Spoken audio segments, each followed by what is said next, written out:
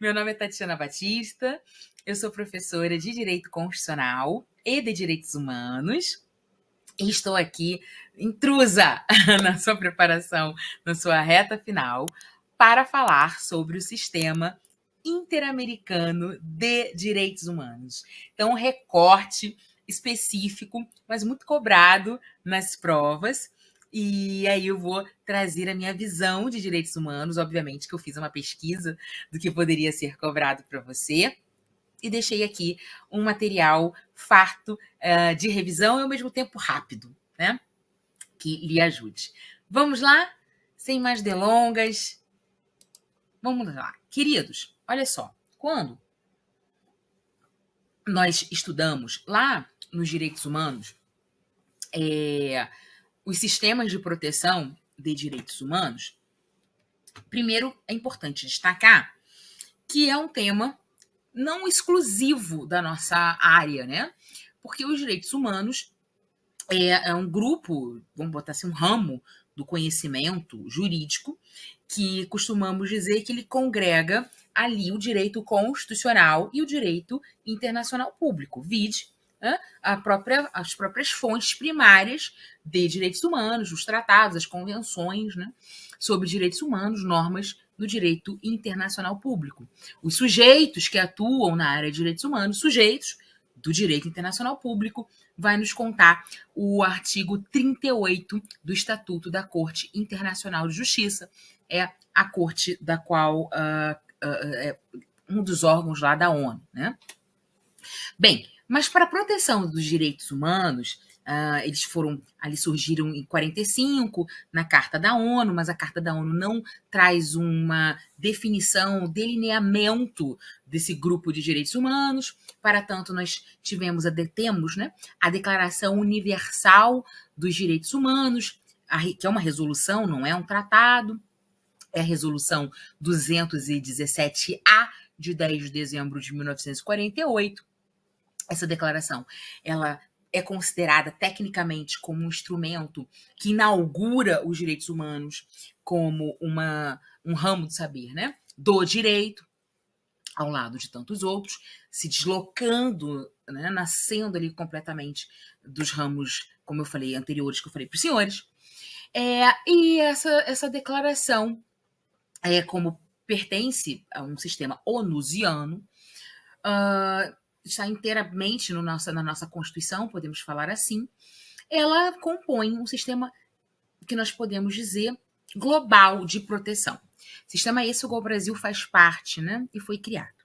Mas para além do sistema global de proteção, o sistema da ONU que você conhece, que você já estudou, nós temos os sistemas regionais de proteção dentro de alguns continentes. Então tem o sistema europeu, o sistema africano, e o sistema interamericano, ou melhor dizendo, o sistema americano. Então, o que me interessa aqui é não estudar o sistema global, não estudar o sistema para nós africano, o sistema europeu, mas revisarmos o sistema americano, do qual nós também integramos. Esse sistema pode parecer uma questão boba, gente, mas não é. E nós precisamos enfrentar essas questões de piso. Esse sistema ele foi originado com a Carta de Bogotá, em 1948, né? E ele é um sistema criado dentro da Organização dos Estados Americanos, da OEA. Bom, o sistema interamericano, ele possui um instrumento normativo, né? Uma convenção normativa que inicia essa organização interamericana, trazendo na sua primeira parte alguns direitos humanos esses de primeira geração, vamos colocar assim, ou dimensão, tanto faz, dimensão, geração, como a primeira prova é uma prova objetiva, né, ainda que seja certo ou errado. Provavelmente a CESP vai adotar aqui o termo dimensão, não se preocupe com isso. E numa segunda parte, esse instrumento normativo principal do sistema interamericano vai trazer dois órgãos, vai criar dois órgãos autônomos e independentes da própria convenção. Então, que norma é essa? É a Convenção Americana de Direitos Humanos, né? Ela é de 69. No Brasil, o decreto 678 de 92, carinhosamente chamado de Pacto de São José da Costa Rica, que tem natureza jurídica de norma supralegal, né? Ele é de 92, ele foi internalizado, como os senhores já viram, antes da emenda constitucional 45 de 2004, pode ser revotado, sim, ele pode ser revotado, mas não foi até hoje. Então, tem natureza jurídica de norma supralegal. E então, na sua primeira parte, ele traz alguns direitos, nós veremos isso, na primeira parte, desculpa, e na segunda parte, ele traz a Comissão Interamericana e a Corte Interamericana de Direitos Humanos. Bom, nós vamos estudar esses dois órgãos, por quê? Porque o sistema de acesso de proteção dos direitos humanos aqui nas Américas, ele é diferenciado do sistema de acesso da ONU, da Europa e da África. Né? Aqui é necessária obrigatória a participação da comissão para depois verificar se o caso chegará ou não à Corte Interamericana. Lembrando que o tipo de responsabilidade que esse sistema analisa é uma responsabilidade civil. Aqui não há que se falar em responsabilidade penal, porque em termos de responsabilidade penal, nós só temos um único tribunal nesse sentido, que é o Tribunal Penal Internacional, né, iniciado com o Estatuto de Roma. O TPI, ele é um órgão autônomo da ONU, obviamente não é um órgão da ONU, ele tem um tribunal que tem a sua autonomia e ele não julga países, ele julga pessoas que cometeram crimes contra a humanidade, a princípio nos estados partes do Estatuto de Roma. O sistema interamericano, assim como a Corte Internacional de Justiça, a Corte Internacional de Justiça não faz mais essa função, mas como o sistema europeu, como o sistema africano, ele julga estados membros que descumpriram o quê? Descumpriram a Convenção Americana de Direitos Humanos e, podemos falar também, as outras normas que compõem o sistema interamericano de direitos humanos. Então, aqui é uma responsabilização, vamos botar assim, civil administrativa do Estado, é uma responsabilidade objetiva. Tudo bem? Tranquilo, né? Ótimo. Vamos começar com o primeiro órgão, que é a Comissão Interamericana de Direitos Humanos. Então, eu vou analisar o decreto 678 de 92 com você de trás para frente. Então, da segunda parte para a primeira parte. Vamos para a segunda parte, vai se iniciar a segunda parte, gente, ali no artigo 33 do decreto 678. E o primeiro organismo que ele traz, o primeiro órgão que ele traz, melhor dizendo, é a comissão. Por que é a comissão? Bom, porque é a grande missão que a comissão tem, que é receber as denúncias e violações contra direitos humanos nas Américas. Primeira coisa, essa comissão ela é composta de 7 peritos, não se chamam juízes, se chamam peritos. Eles são escolhidos pela Assembleia Geral da OEA, tá? A comissão, diferente da Corte, ela faz parte da OEA, ela inclusive envia relatórios para a OEA. Então, ela é composta de 7 peritos voltados pela Assembleia Geral da OEA. Eles são escolhidos pelas suas qualidades individuais. Eles não representam os seus governos. Então, a professora Flávia Piovesan estava na comissão, não sei se o mandato dela já acabou, mas ela estava na comissão, ela não estava representando o Brasil, ela estava ali pela qualidade individual dela. Você tem 7 peritos, você não vai ter mais de um perito do mesmo país. Cada perito é de um país, mas não representa o próprio país, tá bem? Bom, como eu falei, ela tem várias funções, mas a principal, vamos colocar assim, é que ela recebe as denúncias de violações contra os direitos humanos. Essas denúncias são dadas por indivíduos ou por organizações não governamentais. A princípio, existe uma possibilidade do Estado também fazer, me aguarde, porque aquele Estado teria violado a Convenção Americana de Direitos Humanos ou algum outro instrumento normativo do sistema interamericano, a Convenção de Belém, a Convenção da Guatemala, né? O Protocolo de São Salvador, por exemplo, que nós temos aqui. E os requisitos para a comissão aceitar essa denúncia estão no artigo 46 da Convenção, que nós veremos. Então, vamos lá. Veja o artigo 34, que eu falei para você, tem 7 membros. A comissão ela representa todos os membros da Organização dos Estados Americanos, tá? Ela não representa alguns, é diferente da corte. A corte ali ela vai atuar apenas contra os membros da Organização dos Estados Americanos que aceitaram a competência da corte. Os membros da comissão são eleitos, de novo, a título pessoal, pelas características deles, e os estados, eles vão indicar os seus membros, tá? Os estados que fazem parte da OEA, eles indicam até 3 candidatos. Eles não vão indicar 3 candidatos, é até 3 candidatos. Bom, dentre os candidatos, a gente imagina que os 3 precisam ser nacionais. Os 3 podem ser nacionais, não tem problema nenhum. Mas ele pode indicar, sim, candidatos que sejam de um outro estado americano que também faça parte da OEA. Tá? Mas se ele fizer, por exemplo, a indicação de um estrangeiro, pelo menos um tem que ser nacional. Então, o Brasil pode fazer indicação de 3 pessoas brasileiras, ou ele pode fazer indicação de um brasileiro, de um argentino, de um uruguaio, um chileno, por exemplo. Tá bem? Mas não é comum. É comum eles fazerem indicações dos seus próprios natos ou naturalizados. Muito que bem. Os peritos da comissão, eles são eleitos por um prazo de 4 anos e eles podem ser reeleitos uma única vez, tá bem? O mandato de 3 anos só existiu aqui para a primeira convocação. O que mais? O que seja de importante para destacar para você nessa nossa função? O artigo 41. O artigo 41, ele traz para a gente todas as funções e atribuições da comissão. Veja que ele fala que a função principal é promover a observância da defesa, promover a observância e a defesa dos direitos humanos aqui nas Américas. Essa inclusive, recebendo a denúncia, mas nós vamos verificar que nós temos aqui 7 grandes funções da comissão, né?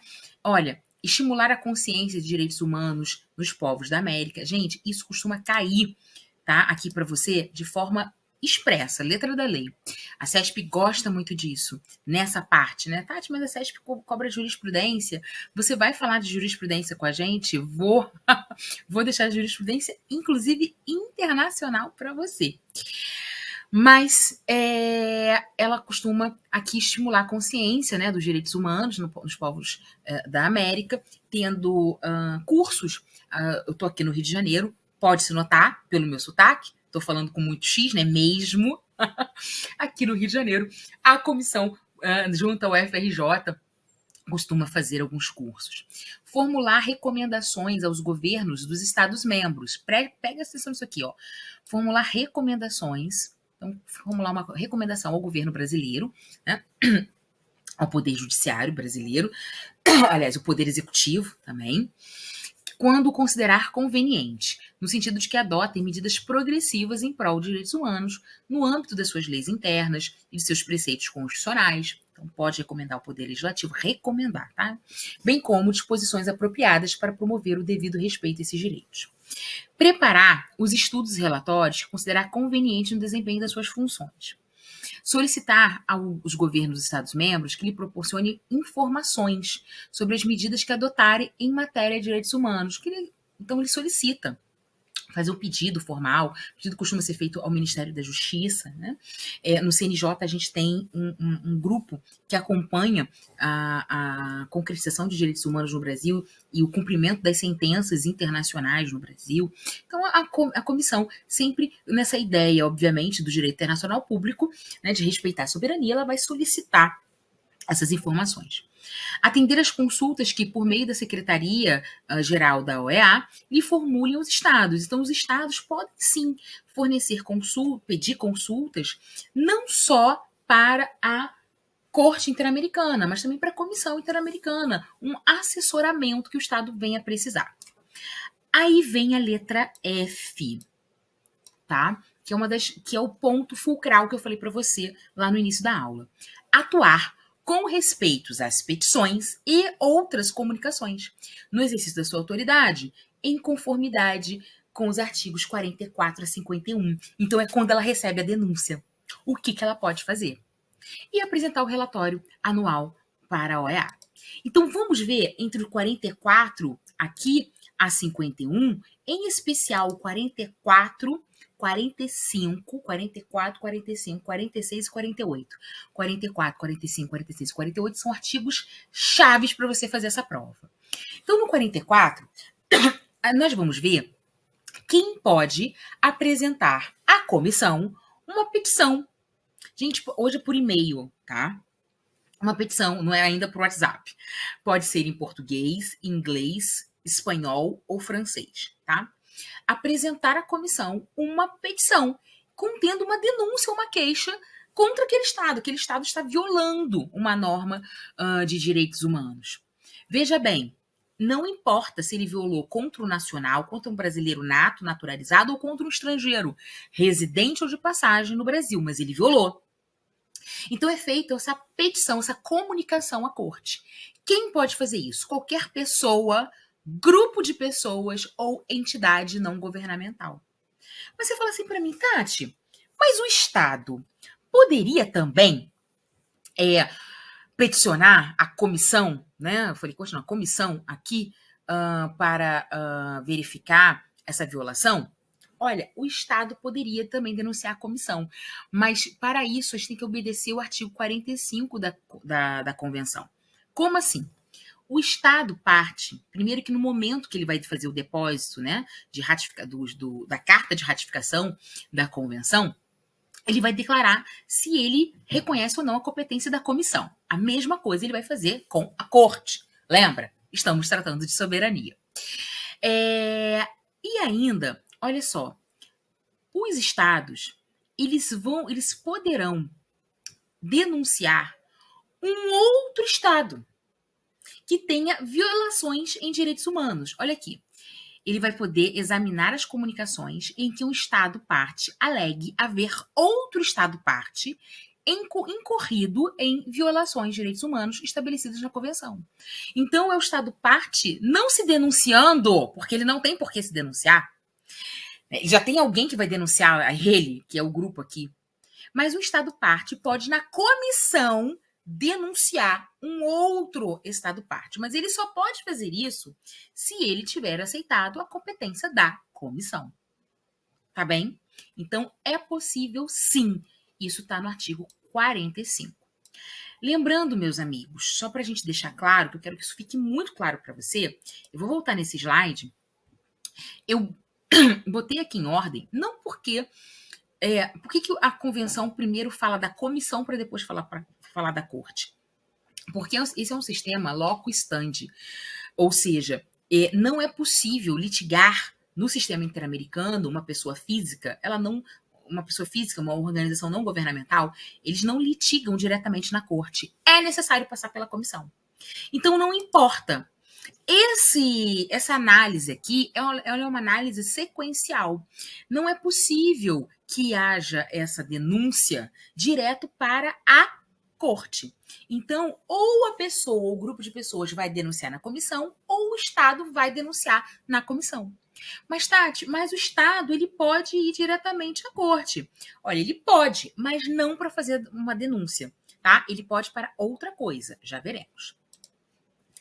Bom, feita a denúncia, seja de acordo com o artigo 44 ou de acordo com o artigo 45, ou seja, as pessoas, ou seja, o Estado, a comissão precisa analisar se ela pode receber aquela denúncia. São presentes requisitos mínimos, né, ali para você receber a denúncia. Fazendo uma comparação, meus amigos, lá com o direito penal, é quando a gente recebe a denúncia do Ministério Público e você analisa. Bom, vou analisar o 395 do CPP. Deixa eu ver se eu tenho aqui os lastros mínimos para que se siga por artigo 396, que é para dar um prazo, a defesa prévia ali do réu, tá? Então, ela vai analisar esses requisitos mínimos. Vamos prestar atenção nos 4 requisitos, porque nem sempre os 4 existirão. Então, primeiro, é necessário que tenham sido interpostos e esgotados todos os recursos da jurisdição interna, ou seja, transitou em julgado internamente.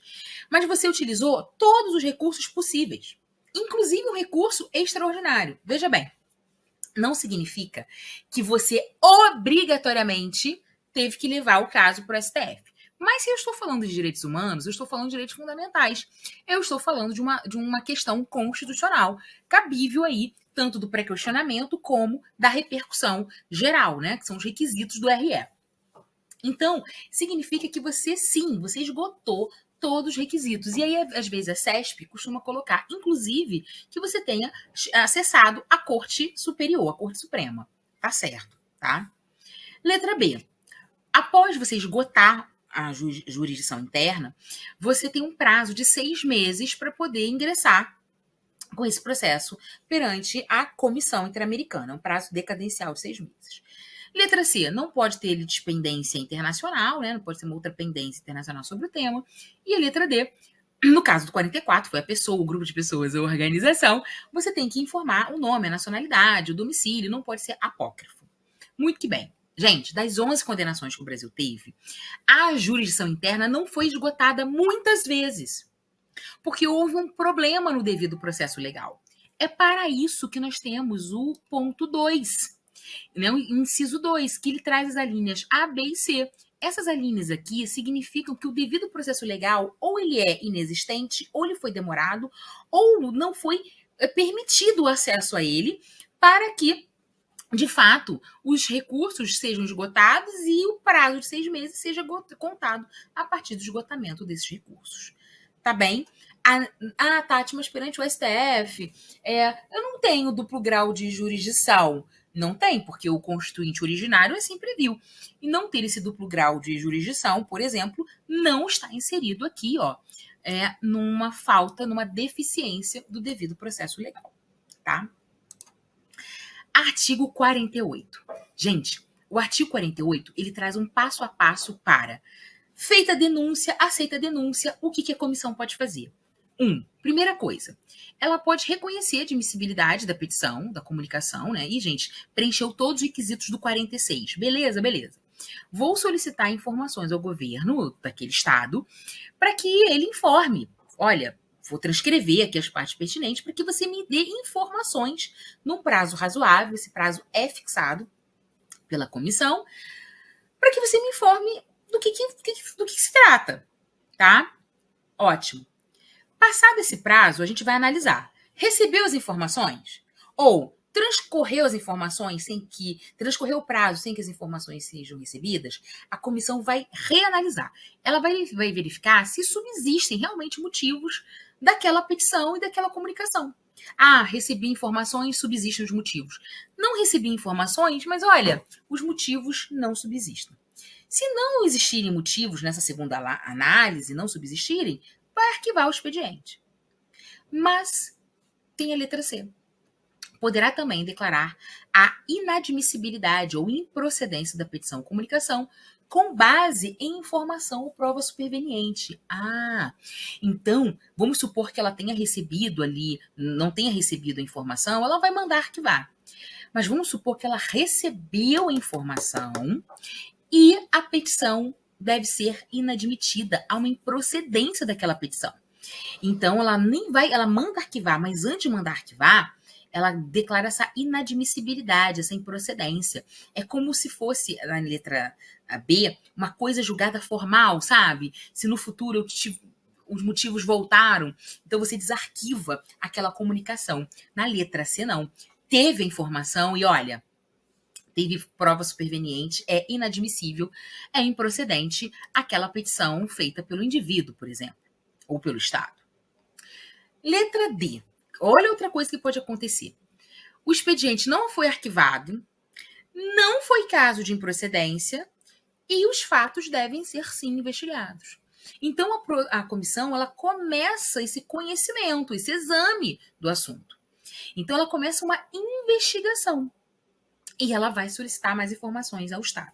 Ela pode vir ao Brasil? Olha esse asterisco aqui, está lá no final da convenção. Não, somente se o governo brasileiro autorizar, tá? Senão ela vai investigar sem vir ao Brasil. Letra E, ela vai pedir informações aqui para os estados, né, para saber o que aconteceu. E ao final ela vai fazer um relatório. E ela vai tentar chegar a uma solução amistosa do assunto entre as partes e aquele estado, né, para respeitar os direitos humanos. Tranquilo?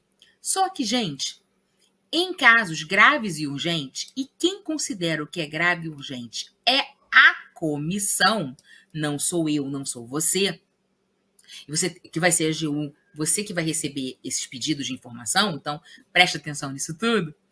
Então, em casos graves e urgentes, essa investigação, né, vai ser realizada uma investigação, inclusive até mais rápida, mediante prévio consentimento do Estado, tá? E essa investigação ela vai ser aqui mais célere para que verifique, de fato, por exemplo, se o que aconteceu ou não, se o caso já deve ser levado à corte ou não, tá? Então, isso é possível. Por que eu estou falando que vai para você? Porque a relação da comissão e da corte é com a República Federativa do Brasil. Né? Internamente, enfim, nós temos a União, mas é com a República Federativa do Brasil que ela tem essa relação. Bom, vamos supor que chegamos a uma solução amistosa. Lembra que eu falei para você? É possível chegar, vou botar aqui, ó. Onde que estava? Bem, 42 é linha F. É possível chegar a uma solução amistosa. Se chegou a uma solução amistosa, vai ter um relatório, vai ter a solução, cada uma das partes vai aceitar e a vida vai seguir. Mas pode, gente, não chegar a uma solução amistosa. E a gente vai para o artigo 50. Tá vendo que é passo a passo? É isso, é passo a passo. E a gente chega no artigo 50. E no artigo 50 é formulado um relatório, a comissão pode formular outras proposições, pode formular outras recomendações e concede um prazo, né, de 3 meses para que os estados, por exemplo, aceitem essa sua competência e essa sua função e implemente o que foi decidido nesse relatório conjunto ao Estado. E se transcorrer o prazo, nada for resolvido, nada mais restará à comissão a não ser denunciar aquele Estado à Corte Interamericana de Direitos Humanos. Bom, mas para ela fazer isso, a primeira coisa ela vai ver é que se o Estado aceitou a competência da Corte Interamericana, né? Se ele não aceitou, ela vai parar ali mesmo, vai enviar o relatório para a OEA, o Estado pode sofrer ali uma sanção política administrativa, caso ele não cumpra o relatório da comissão. Mas se o Estado aceitou a competência da Corte, nós vamos para o segundo organismo, que é a Corte. É um órgão judicial internacional autônomo do sistema da OEA. Ele é composto aqui por 7 juízes que são de Estados-membros da OEA, são escolhidos em assembleia. Os juízes têm mandatos de 6 anos, é permitida uma reeleição, tem sempre o juiz ali substituto, porque você não pode ser relator do caso referente ao seu país, né? Ele não representa o país, mas isso não é possível. E a grande função da corte é reconhecer qualquer caso, desde que os estados-partes tenham aceitado a sua competência, e somente a comissão ou os estados podem submeter algo à decisão da corte. Bem, a comissão, está aqui, ó, havendo a questão dos estados, da composição, a comissão, né, e os estados-partes têm direito de submeter, né, caso à decisão da corte. Em regra, o que os estados procuram fazer é utilizar a função consultiva da corte, né? Submeter um caso à corte e querer uma consulta da corte para, por exemplo, a adequação da sua legislação interna frente à interpretação da corte, frente à Convenção Americana de Direitos Humanos ou, atualmente, frente a algum outro instrumento normativo de direitos humanos. E a comissão leva o caso à corte, em regra, para sua função contenciosa, né? A função, de fato, julgar. Lembre-se, a corte, ela julga casos para entender, né, a interpretação e aplicação da Convenção Americana naquele caso concreto. Mas, como eu falei para os senhores, desde 2021, a Corte, além da própria Convenção Americana, ela sempre pôde também analisar as outras convenções, que a gente chamava numa interpretação por ricochete. Mas de forma aqui direta, sem ser por ricochete, ela pode analisar também as outras normas do sistema interamericano, tá bem? Cabe, meus amigos, medida cautelar, uma medida preventiva, uma tutela antecipada, tanto perante a comissão como perante a corte. Isso não está no decreto 678 de 92, nós vamos encontrar no regimento interno da comissão e da corte, tá? Aqui, ó, as medidas provisórias, ó, que são possíveis serem tomadas nos 2 âmbitos, tá bem?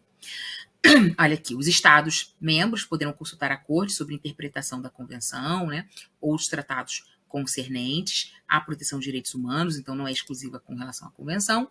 E a outra função, além de contenciosa, em regra, se admite no Brasil que essa opinião consultiva da Corte, essa opinião que ela vai emitir quando os Estados pedirem, não é vinculante, tá? Não há uma vinculação. E a outra função da Corte é a função contenciosa, essa sentença proferida pela Corte Interamericana de Direitos Humanos, ela tem um efeito erga omnes e ela é vinculante com relação ao país que ela condenou. E com relação aos demais países, ela faz res interpretada, faz coisa ser interpretada. Toda vez que a comissão dá uma opinião, a comissão mesmo que eu tô falando, tá? Um assessoramento ao Estado, esse relatório é publicado, enviado para todos os Estados.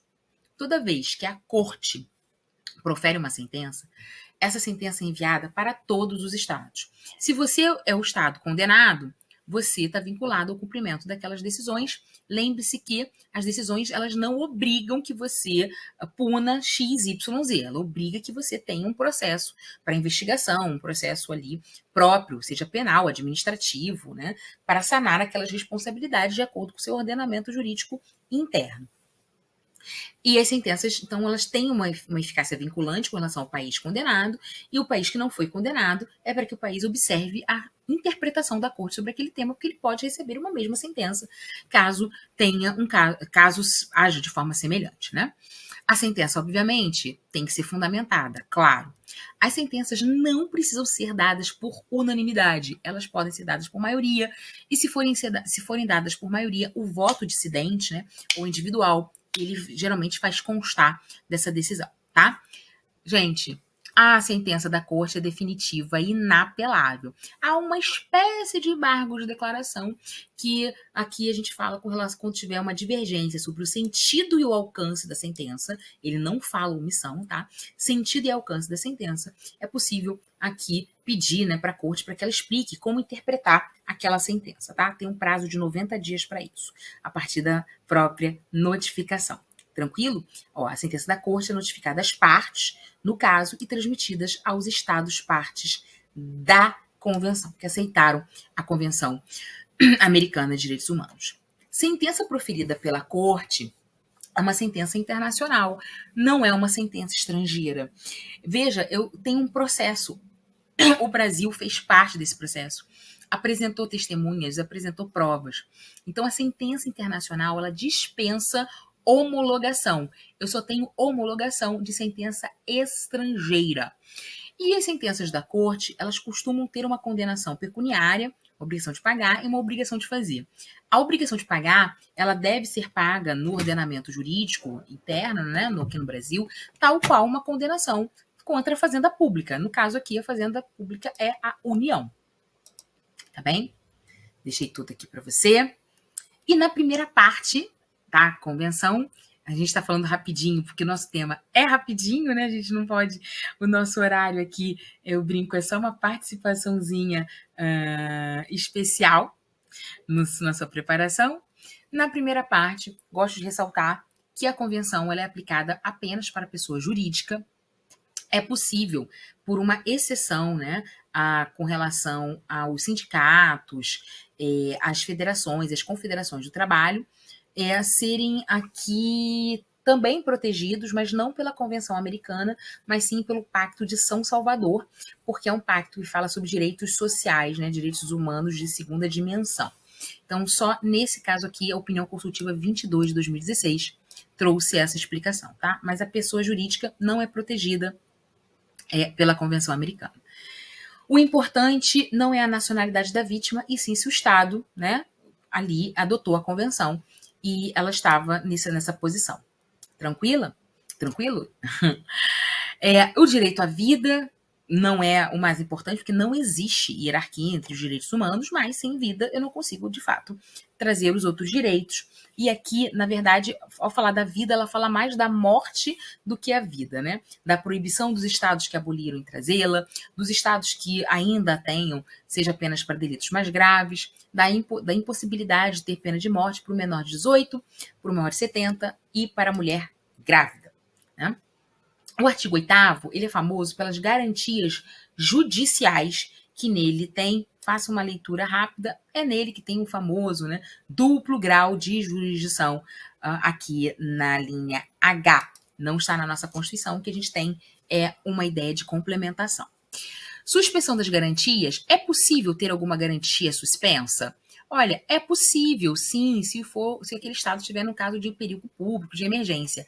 Mas o item 2 do artigo 27 deixa claro quais são os direitos e garantias que nunca serão suspensos, né? Direito ao reconhecimento da personalidade jurídica, direito à vida, direito à integridade pessoal, a proibição de escravidão e servidão, princípio da legalidade e retroatividade, liberdade de consciência e religião, proteção da família, direito ao nome, direito das crianças, nacionalidade, direitos políticos e as garantias do artigo 8º. Então veja que o âmbito de proteção, o âmbito que não poderá ser aqui de alguma forma suspenso, é amplo.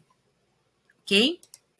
E nesse final da nossa aula eu deixo para vocês, eu fiz um resumo sobre as condenações do Brasil na Corte Interamericana de Direitos Humanos, resumo super autoexplicativo, tá até no último caso, que é o caso Gabriel Salles Pimenta versus Brasil, para você poder entender. Como eu falei, eu tinha só 30 minutos, ainda passei dos 30 minutos para poder explicar para você.